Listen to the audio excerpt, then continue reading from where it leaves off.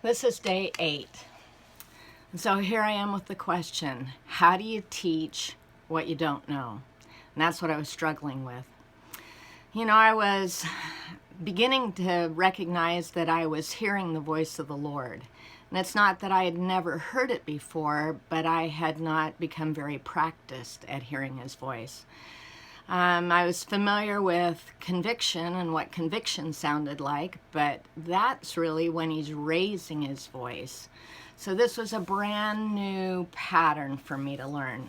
I'd been walking with the Lord for about 17 years at this point and held multiple leadership positions in some fairly large churches. But what I had learned was a lot of Christian principles and methods, and that's what I was passing on, whether it was in my family or whether it was in Bible study or when I was teaching at retreats or whatever. So passing on Christian methods rather than giving Christ-following leadership.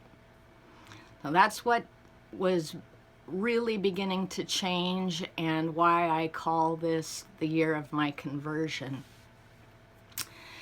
You know, when human babies are born, they're born with eyes and ears, and they have a capacity to see and to hear. But they don't know how to interpret what they're seeing and they're hearing, and they don't have language yet. They're not sure what they're perceiving, and it's a part of learning what those things mean is how they become, how communication begins to take place.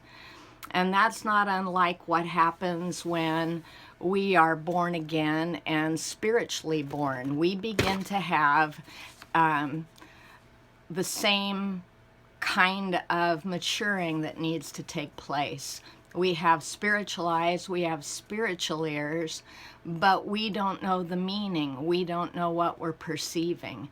And so really, do we know how to recognize his voice?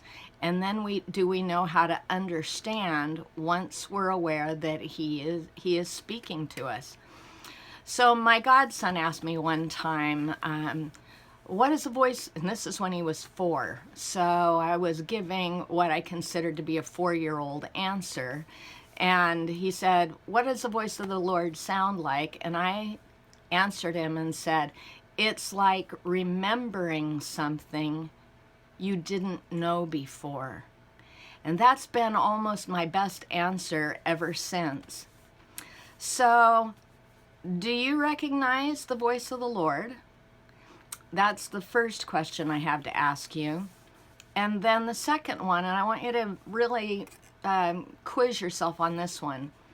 Do you consider hearing the voice of the Lord vital for your daily life?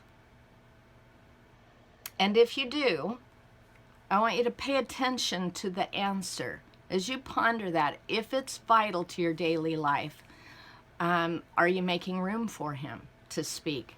And when do you think it's vital?